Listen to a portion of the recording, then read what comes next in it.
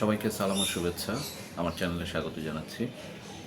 আজকে যে বিষয়টি আলোচনা করব তা হয়তো কিছু বিষয় আপনারা ইতিমধ্যেই জেনেছেন যে বিদ্যুতের মূল্য বৃদ্ধি হয়েছে আমাদের। তো যারা স্বল্প আয়ের গ্রাহক আছে, বিশেষ করে 0 থেকে 75 ইউনিট পর্যন্ত ব্যবহার করে, তাদেরকে বাড়তি দাম দিতে হবে না বলে সরকার জানিয়েছে। এখানে সরকার বলতে আসলে প্রশাসন এবং বিইআরসি। আপনারা জানেন যে বিদ্যুতের মূল্য ঘোষণা করে থাকে সাধারণত বিইআরসি গণশুনানির পর।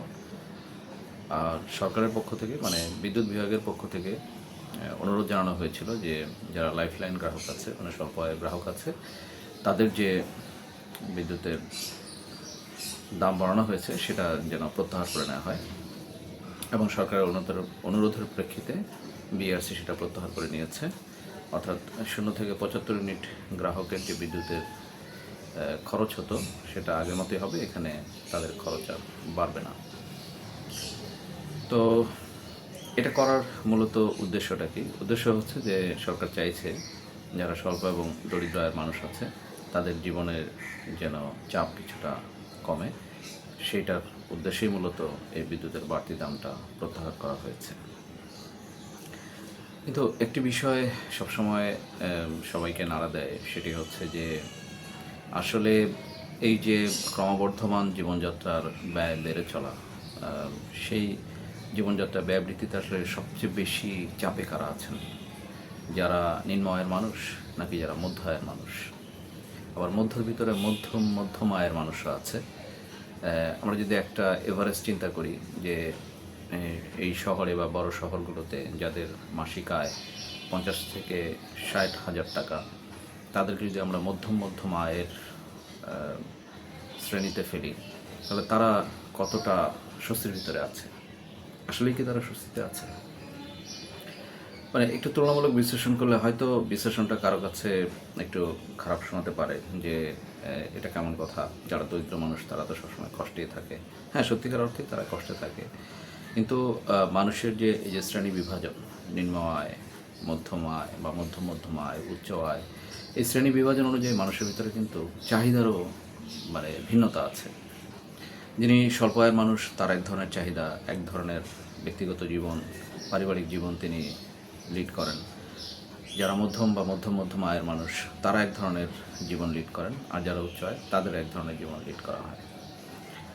তবে আপনারা যদি একটু বিশ্লেষণ বা একটু গভীরভাবে চিন্তা করেন, তাহলে দেখা যাবে যে এই মধ্যম শ্রেণীটাই কিন্তু সবচেয়ে বেশি চাপের মুখে আছে। তাদেরকে সহায়তা করার জন্য আসলে কেউ এগিয়ে আসে না, অথচ তারাই এই সমাজে আসলে সংখ্যাগরিষ্ঠ। এবং তারা যে প্রতিনিয়ত যে অর্থগুলো খরচ করেন, সেই খরচ থেকেই কিন্তু সরকার সবচেয়ে বেশি রাজস্ব বা ভ্যাট ট্যাক্স এগুলো পেয়ে থাকে, এবং সেটা দিয়েই কিন্তু দেশ চলে। এবং এখান থেকে যেটা হয় যে দরিদ্র শ্রেণী যারা আছেন, নিম্ন আয়ের যারা আছেন, তাদেরকে সরকার সহায়তা দিয়ে থাকে। আর উচ্চ আয়ের যারা আছেন, আমরা জানি যে তারা সবসময় রাষ্ট্রীয় শক্তি বা সরকারি শক্তির সাথে এক ধরনের নেক্সাস বা বন্ধনের ভিতরে চলেন, যে কারণে তারা যে ধরনের সুবিধা চান সেই ধরনের নৈতিক অনৈতিক সব ধরনের সুবিধাই তারা পেয়ে থাকেন। তো একটু আগেই উদাহরণ দিচ্ছিলাম যে 50 থেকে 60 হাজার টাকা যাদের আয়, এই শহরে যারা বসবাস করছেন, কিন্তু চিন্তা করে দেখুন যে তার হয়তো মাসে বাড়ি ভাড়াই চলে যাচ্ছে অন্তত 20,000 টাকা।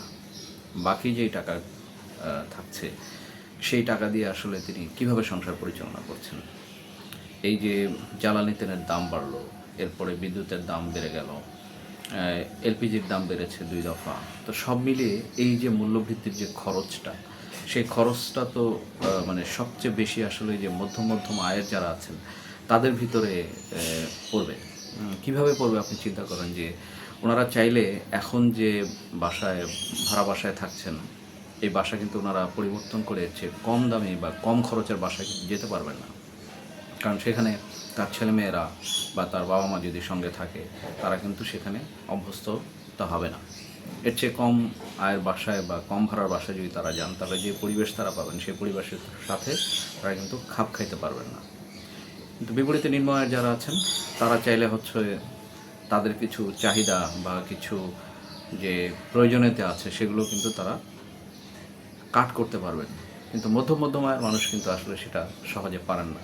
তার সন্তানের স্কুলের খরচ, তার নিজের অফিসে যাতায়াতের খরচ, স্ত্রীর খরচ, বাবা মা যদি থাকে এবং তারা যদি বয়স্ক হন, তাদের যে ওষুধের খরচ বা চিকিৎসা খরচ, এই সমস্ত খরচ কিন্তু তাদেরকে বহন করেই তারপর চলতে হয়। তো সেখানে যখন এই ধরনের অনেক বেশি পরিমাণে দ্রব্যমূল্য, বাড়তি দ্রব্যমূল্য এবং জীবনযাপনের ব্যয় প্রায় সব দিক দিয়ে যদি বাড়তে থাকে, তাহলে তাদের চেয়ে বেশি চাপে কিন্তু আর কেউ পড়েন বলে মনে হয় না। কারণ সে কিন্তু চাইলে খরচ কমানোর জন্য তার বাচ্চাকে অন্য একটা স্কুলে দিতে পারবে না। এখন যে স্কুলে তার বাচ্চা পড়ছে সেই স্কুলে কিন্তু তাকে পড়তে হবে। সে চাইলেই তার বাবা মার চিকিৎসা সেবাটা বন্ধ করতে পারবে না। সে চাইলেই তার যে দৈনন্দিন যে একটা খরচ আছে, একজন যদি উনি চাকরিজীবী হয়ে থাকেন, তাহলে সেই দৈনন্দিন খরচ থেকে কিন্তু উনি কমাতে পারবেন না। আবার দেখেন যে এই মানুষগুলোই কিন্তু আবার ট্যাক্সের আওতায় পড়ে যাচ্ছে, মানে ন্যূনতম করের আওতায় পড়ে যাচ্ছে। তো বছর শেষে কিন্তু তাদেরকে আবার একটা করও দিতে হচ্ছে। কিন্তু স্বল্প আয়ের দিকে চিন্তা করলে সেটা কিন্তু নাই। তার মানে খুব মোটা দাগে যদি আমরা চিন্তা করি যে স্বল্প আয়ের মানুষ যারা আছেন তারা, হ্যাঁ, তাদের যে আয়ের কারণে তারা এক ধরনের পরিবেশে তারা লাইফ লিড করেন, কিন্তু তাদেরকে সাপোর্ট দেওয়ার মতো সরকারি অনেকগুলো প্রোগ্রাম আছে। এখন সেই প্রোগ্রামগুলো ঠিকভাবে বিতরণ হয় কি হয় না সেটা অন্য একটা প্রসঙ্গ। কিন্তু যারা মধ্যম আয়ের আছেন তাদের জন্য কিন্তু কোনো ধরনের প্রোগ্রাম নাই, এবং তারাই কিন্তু এই সরকারের সবচেয়ে বড়, এই যে বললাম যে ট্যাক্সের কিন্তু আয়ের উৎস। তাহলে উচ্চ আয়ের কী অবস্থা? উচ্চ আয় তো তারা তাদের যে পরিমাণ মানে আয়ের যে উৎসগুলো, সেই উৎসগুলো থেকে তারা যে আয়টা করছেন, সেখান থেকে অনেক সময় তাদের যেহেতু যে আগে বললাম যে নেক্সাস আছে তাদের সাথে, সরকারের সাথে এক ধরনের সংযোগ আছে, বা রাজনৈতিক ক্ষমতার সাথে এক ধরনের তাদের সংযোগ থাকে, সেই সংযোগকে ব্যবহার করে তারা কিন্তু কর ফাঁকি দেন। হ্যাঁ, কর ফাঁকি দেওয়ার অভিযোগ তাদের ভিতর থাকে। এবং তাদের এই সামান্য বিদ্যুতের দাম বৃদ্ধি বা এই যে এলপিজির দাম বৃদ্ধি বা এই ধরনের বৃদ্ধিতে কিন্তু তাদের খুব বেশি প্রভাব পড়ে না, তাদের জীবনটা আগের মতোই থাকে। সবচেয়ে বেশি কম্প্রোমাইজ করতে হয় এই মধ্যম আয়ের যে মানুষগুলো আছে তাদেরকে। তো আমরা আশা করব যে যারাই আছেন সরকার এবং প্রশাসন, তারা এই বিষয়গুলোকে ভাববেন যে যারা সরকার পরিচালনার ক্ষেত্রে বা দেশের জন্য করের ক্ষেত্রে সবচেয়ে বেশি অবদান রাখেন, সে মধ্যম শ্রেণীকে নিয়ে আসলে ভাবতে হবে। এর আসলে কোনো বিকল্প নাই। যদি এই মধ্যম শ্রেণী দুর্বল হয়ে যায় এই বাড়তি জীবনযাত্রার ব্যয়ের কারণে, তাহলে কিন্তু সামগ্রিক অর্থনীতিতে এক ধরনের মন্দা চলে আসবে। তখন পুরো দেশেই এক ধরনের মানে এখন যে অর্থনৈতিক দুর্বলতা আছে তার চেয়ে আরও দুর্বল দিকে চলে যাবে বলে আশঙ্কা করা যায়। সবাইকে অসংখ্য ধন্যবাদ। ভালো থাকবেন, সুস্থ থাকবেন। যদি আমার কথাগুলো পছন্দ হয় তাহলে আমার চ্যানেলটি সাবস্ক্রাইব করুন।